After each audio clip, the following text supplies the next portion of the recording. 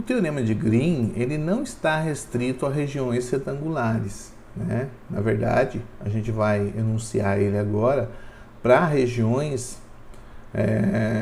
que a fronteira seja C1 por partes, tá? Então ele continua válido até mesmo nessa situação. Bom, o que é uma região com fronteira C1 por partes? Se a minha fronteira for uma curva fechada simples, que seja C1 por partes, tá? O teorema de Green, então, diz que se eu tenho duas funções no conjunto A, no R2, de classe C1, e uma região R, obviamente contida no meu conjunto A, né, com fronteira que seja C1 por partes. Então, o teorema de Green continua válido, ou seja, a integral de linha na minha fronteira da região R, orientada positivamente, de P dx Q dy, é igual à integral dupla na região R da função dq dx menos dp dy, dx dy. A gente não vai demonstrar esse teorema para o caso geral, né? A demonstração é um pouco muito trabalhosa, né? Mas vocês podem encontrar eventualmente aí na literatura essa demonstração, tá? Eu acho que foge um pouco do nosso objetivo, mas segue mais ou menos o raciocínio do que foi feito para o caso retangular. Então a gente vai aqui utilizar um exemplo, né? Eu quero usar o teorema de Green para transformar a integral de linha, né, da função x4, x à quarta menos y cubo dx, mais x ao cubo mais y à quinta dy, em uma integral dupla, sendo que a minha curva gama é dada pela parametrização cosseno de t, seno de t, com o t variando de 0 a 2π. Bom, obviamente, essa parametrização aqui a gente sabe que é uma parametrização do círculo unitário, né? Do círculo unitário. Então, eu tenho aqui o círculo unitário. Observe que quando t igual a 0, eu estou nesse ponto, tá? Quando t igual a π sobre 2, eu vou parar nesse ponto aqui. Quando t igual a π, eu estou nesse ponto. Então, você vê que quando o t cresce, ele está vindo nessa região ou nesse sentido, tá? A minha região delimitada é essa região aqui interna. Então, se eu estou sobre essa curva, ela está à minha esquerda. Portanto, isso aqui é uma parametrização positiva, né? É uma parametrização positiva do meu círculo unitário, ok? Bom, se é uma parametrização positiva, então eu posso utilizar o teorema de Green, né? Além disso, é evidente que isso aqui é de classe C1, na verdade de classe C infinito. Então, eu vou delimitar, vou fazer essa integral. Vou chamar de C essa região interna, delimitada pela gama. Então, como ela está orientada positivamente, temos pelo teorema de Green, né, que vou ter a integral da função na curva gama, tá? Ela vai ser dada pela integral, ok? Pela integral da dq, aqui é essa, né? dq dx, então derivando em relação a x vai dar 3x ao quadrado, menos a integral dessa em relação, a derivada dessa, desculpe, em relação a y, que vai dar 3y ao quadrado negativo. Com o menos que já tinha, fica positivo. Portanto, vai dar 3x ao quadrado mais 3y ao quadrado, dx dy. Então, eu cheguei aqui, eu tirei o 3 em evidência, ficou a integral na região interna da C, x ao quadrado mais y ao quadrado dx dy. Para calcular essa integral, bom, ele tinha pedido para transformar na integral dupla, então poderia ter parado por aqui, mas eu posso calcular ela utilizando aqui uma mudança de variável para coordenadas polares. Então, isso aqui vai ficar a integral de 0 a 1, da integral de 0 a 2π, né? O x é ρ cosseno θ, então fica ρ ao quadrado cosseno ao quadrado de θ, mais ρ ao quadrado seno ao quadrado de θ, multiplicado pelo ρ que vem do jacobiano, né? Dθ dρ, porque eu estou integrando aqui primeiro em relação a θ. tá? E essa conta aqui vai dar ρ ao quadrado vezes ρ dá ρ ao cubo. Então, não aparece θ, a integral em relação a θ vai dar ρ ao cubo θ, o θ aplicado de 0 a 2π. Então, quando ele é aplicado de 0 a 2π, vai dar 2π. Esse 2π é constante, tirei para fora, ficou 6π. A integral de 0 a 1 de ρ ao cubo dρ. A integral de ρ ao cubo é ρ à quarta sobre 4, aplicado de 0 a 1. Então, quando eu aplico em 0, vai desaparecer o termo, fica só o do 1, né?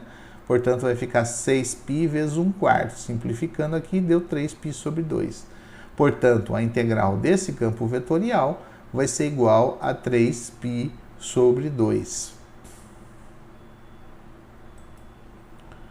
Bom, uma coisa interessante que a gente pode observar é que a região, se você tiver uma região delimitada por uma curva fechada simples, né? E você excluir um pedaço, uma parte dessa região interna, tá? O teorema de Green continua valendo, desde que você considere a integral sobre essa região. Quer dizer, a curva gama, na verdade, é uma curva de dois trechos, né? Eu tenho uma parte externa e uma parte interna, tá? Mas aqui a gente tem que tomar um pouco cuidado com a orientação da curva interna, tá? Então, e vamos fazer isso aqui. Como a gente resolve isso aqui usando o teorema de Green? Aquele truque que a gente viu na parte retangular. Então, eu vou pegar a minha região, ó, e vou dividi-la aqui, passando uma aresta aqui de divisão, né, entre essas duas regiões, para que isso aqui passe a ficar uma região única, né? Uma região única para fazer a integração. A mesma coisa aqui do R2.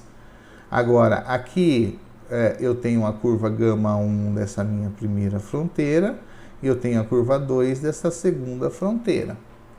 Como elas são regiões agora C1 por partes, eu posso agora fazer ou aplicar o teorema de Green nessa primeira região. Portanto, a integral na região inteira pode ser escrito como a soma das integrais em cada uma dessas regiões da mesma função, tá?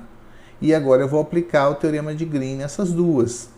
Então, aplicando o teorema de Green aqui, vai ficar a integral na gama 1 mais da função, né? Mais a integral na gama 2 da função. Só que aqui é aquela velha história, né? A orientação disso aqui, a orientação positiva, ela vem aqui, tá? Passa nesse sentido, tá? Para que a orientação seja positiva. No R2, a orientação é nesse sentido aqui. Então, você observa perdão, que nessa região, nessa aresta que a gente introduziu, as integrais de linha, elas acontecem em sentidos opostos. Então, ela tem sinais trocados. Ou seja, elas se cancelam. A mesma coisa acontece aqui. Portanto, quando eu faço a soma dessas duas coisas, eu vou cancelar exatamente aqueles trechos de aresta comum que têm sentidos, orientações trocadas. O resultado, então, vai ficar apenas na fronteira dela. Então, o que a gente tem aqui, ó, é a minha integral sendo feita aqui, né? Então, como se eu começasse aqui, eu viria aqui pela essa gama 2, né? Em vez de seguir aqui a gama 2, eu vou para a gama 1. E agora, a mesma coisa aqui, né? Eu tenho aqui da gama 1 e um trecho da gama 2. Olha que interessante. Essa aqui, ó, essa gama está no sentido gama 1 e a gama 2 estão no sentido anti-horário. Essa aqui, a parte interna, está no sentido horário, né? Horário. Mas ela corresponde exatamente à integral em cima, porque elas se cancelam. Olha como ficou o resultado final, né? Então, se você observar aqui, ó, eu estou percorrendo a curva aqui externa, nesse sentido aqui anti-horário, porque quando eu me posiciono sobre essa curva, ela está à minha esquerda. E aqui é no sentido horário, porque quando eu me posiciono em cima dessa curva, a minha área, que é a região R, também está no sentido à esquerda. Ok? Então, ela corresponde exatamente à orientação positiva que a gente entende para a região R, com relação a essa fronteira interna, vamos dizer assim, desse buraco. Então, nós temos aqui, ó, isso é coerente com a orientação positiva, pois a região R se encontra à esquerda quando a curva T varia. E o que é interessante desse exemplo é que você pode excluir partes internas da região, desde que obedecemos a orientação positiva da fronteira, também aqui na região ou nas regiões internas que eu estou fazendo.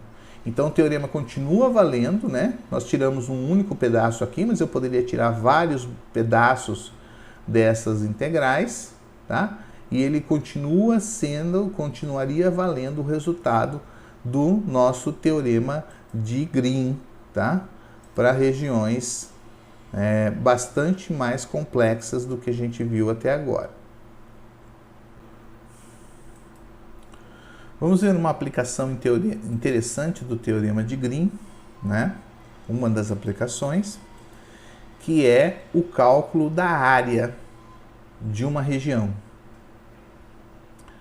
Bom, vocês lembram que a área de uma região R pode ser calculada pela integral dupla na região R da função 1 dx dy. Ora, mas eu quero usar o teorema de Green, né?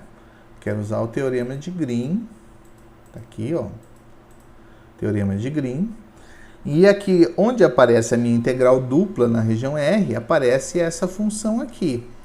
Então, como eu quero calcular, transformar isso aqui numa integral da área, então se eu fizer que isso aqui seja 1, eu posso usar o teorema de Green e encontrar as funções correspondentes. Portanto, o que eu preciso aqui é que encontrar duas funções de classe C1 pelo menos, tal que dq dx menos dp dy igual a 1. Bom, existe uma infinidade dessas funções. Eu vou listar 4 aqui, mas vocês podem definir várias funções aí, às vezes com determinadas funções, certas regiões ficam mais fáceis de serem calculadas a minha integral. Então, vou pegar aqui, por exemplo, P igual a menos Y e Q igual a 0. Se eu pego dq dy dá 0, menos dq dx, né? dq dx dá 0, menos dp dy dá menos 1, então dá 0 menos menos 1, dá 1. Então eu vou usar o teorema de Green. Pelo teorema de Green eu vou passar para cá, então vai ficar a integral na borda de menos y dx 0 dy, então menos y dx. Portanto, eu fiquei que a minha área vai ser integral na borda de menos y dx. Outro exemplo de função que eu posso usar é pegar p igual a 0 e q igual a x, né? Porque vai ser dq dx vai dar 1, menos dp dy, que é 0, então também dá 1. Usando o teorema de Green, vai aparecer a integral de 0 dx mais x dy, portanto, isso aqui é a integral de x dy na borda. É uma forma de calcular a área. Outro exemplo aqui, mais complicado, né? Compliquei um pouco mais a função.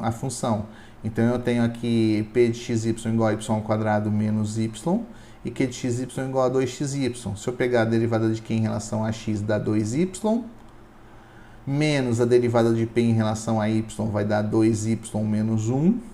Então, subtraindo, vai cancelar o 2y desse e vai sobrar 1 positivo. Então, a minha integral, a minha área vai ser a integral na borda R de y quadrado menos 1, né, que é y vezes y menos 1 dx, mais 2xy dy. Ok? Outro exemplo, eu posso tomar, por exemplo, p de xy igual a menos y sobre 2, q de xy igual a x sobre 2, Quando eu derivo em relação a x dá meio, derivo em relação a y dá menos meio, meio menos menos meio dá 1. Portanto, a minha área pode ser calculada pelo teorema de Green como integral de P, né? Tirei o meio em evidência aqui para simplificar, né? Então ficou menos y dx mais x dy. É claro que você tem que procurar usar a função que for mais simples possível. Você só vai usar uma função mais complicada se por acaso a simplificação não é tão adequada quanto você esperava. Vamos aplicar aqui dois casos, né? Casos conhecidos, mas que permitem verificar a validade disso. Então eu quero calcular a área do círculo de raio R centro em 0, 0. Essa fronteira desse círculo orientada positivamente pode ser descrita por R cosseno θ, R seno θ. Eu vou usar aqui essa primeira aqui, essa segunda, na verdade, né? X dy, tá? Então eu tenho que a integral na região gama de x dy vai ser, bom, isso é uma integral de linha, então vai ser a integral de 0 a 2π, né, de x dy dt, dt. Ora, mas y é r seno θ, x é r cosseno θ. Perdão, a derivada de r seno θ vai dar r cosseno θ, vezes r cosseno θ, dá r ao quadrado, cosseno ao quadrado, θ não, t, né, que eu usei aqui, tá? t, dt, e a integral de 0 a 2π. Bom, o r aqui não depende de t, então eu tirei em evidência, né, r ao quadrado. Usei aqui aquela fórmula para o cosseno ao quadrado, né? Então, sempre a gente, para deduzir, lembrar como é que faz, você faz o cosseno de t mais t, que é 2t. Isso aqui dá o cosseno ao quadrado de t menos seno ao quadrado de t, que é a fórmula da soma, do cosseno da soma de dois ângulos. Isso aqui é 1 menos o cosseno ao quadrado de t. Então, eu tenho que cosseno de 2t é igual a 2 cosseno ao quadrado de t menos 1, tá? Que eu substituí aqui, né? Isolei esse cara, então aqui vai dar cosseno de 2t mais 1 multiplicado por meio, tá? Então esse meio eu passei aqui para fora, portanto eu fiquei com a integral de 0 a 2π de cosseno de 2t mais 1. 2t mais 1. Integrando isso aqui em relação a t, eu vou ter seno de 2t sobre 2, né? Integral do cosseno é seno, depois usei o fato aqui da regra da cadeia, mais a integral de 1 em relação a t da t, tudo aplicado de 0 a 2π. A função seno, quando aplicada em 0 ou em 2π, né, seno de 2t, vai dar sempre 0. Então o que interessa é essa t aqui. Então vai dar 2π menos 0, vai dar 2π. Eu tenho 2π multiplicando aqui, então o resultado da área foi πr ao quadrado, como era de se esperar, né? É um velho conhecido nosso, a integral da área do círculo, mas mostra que realmente nós estamos fazendo algo coerente. Outro exemplo aqui é o cálculo da área da elipse, né? X ao quadrado sobre a ao quadrado, mas aqui é y, né? Tá? É y ao quadrado igual a 1. Essa equação da elipse ela pode ser escrita da forma gama de t igual a cosseno t, b seno t, tá? Essa descrição também é fácil verificar que ela é uma orientação positiva. Portanto, a área da elipse vai ser dada por meio, estou usando agora aqui, ó, a segunda forma. As outras, a quarta, né? As outras formas também vão dar resultados semelhantes, mas essa aqui vai simplificar mais as minhas contas, tá? Por isso que eu escolhi ela. Então, nós temos aqui meio integral de 0 a 2π, que é o que percorre a minha curva gama, tá? De menos y dx dt mais x dy dt, tudo em relação a t. Y é b seno t. Dx dt é menos a seno t, né? Então, menos a seno t multiplicado por b seno t vai dar AB seno ao quadrado de t negativo. Mas tem um negativo daqui, então ficou AB seno ao quadrado de t positivo. Mais x, que é a cosseno t, dy dt. Dy dt vai ser a derivada aqui, vai dar b cosseno t. Então, b cosseno t vai dar AB cosseno ao quadrado t. Tirando o AB em evidência, seno ao quadrado mais cosseno ao quadrado vai dar 1. Então, esse AB é constante, posso tirar para fora. Então, ficou AB sobre 2, integral de 0 a π de 1 dt. Essa integral aqui dá 2π, multiplicando para cá, eu tenho π igual, π vezes A vezes B. Portanto, a área da elipse é π vezes A vezes B, como também é conhecido.